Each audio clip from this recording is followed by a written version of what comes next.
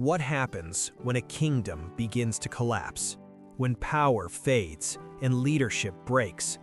Even thrones cannot protect the broken. Read and witness how God works in the rise and fall of kings. A man arrives from the battlefield. He brings news from Israel's war. Saul and Jonathan are dead. The king has fallen. David hears the report, and he tears his clothes. He mourns deeply for Saul and Jonathan. He does not rejoice. He grieves the Lord's anointed. And David sings a lament over Saul and Jonathan. How the mighty have fallen. They were loved and honored in life, and not divided in death. A sorrowful song for a broken nation. After this, David inquires of the Lord, and the Lord says, "Go up." David is anointed king over Judah, but Israel remains divided. A kingdom begins, but not in peace.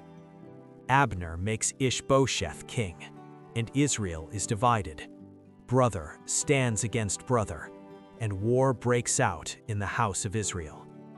Asahel pursues Abner. He is swift and determined, but Abner turns and strikes him, and Asahel dies in the field, a single moment that deepens the war.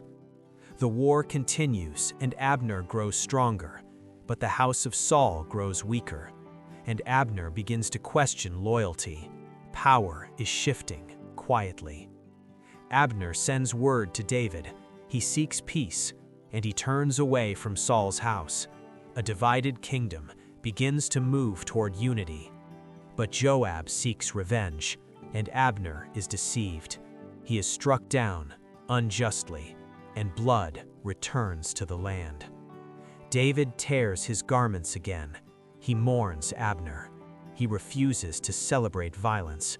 Let this be known, a leader who fears God.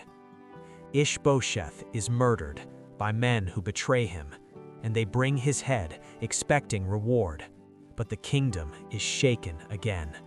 But David answers, "As surely as the Lord lives, he does not reward evil, nor honor betrayal. And justice is established in the land." You have seen kings rise and fall. You have seen loyalty and betrayal. But the story continues beyond this moment. Read 2 Samuel chapters 1 to 4 and see how God establishes justice in the midst of chaos. Let go of all your anxious tomorrows and leave behind your future sorrows. Find the peace this moment holds so true.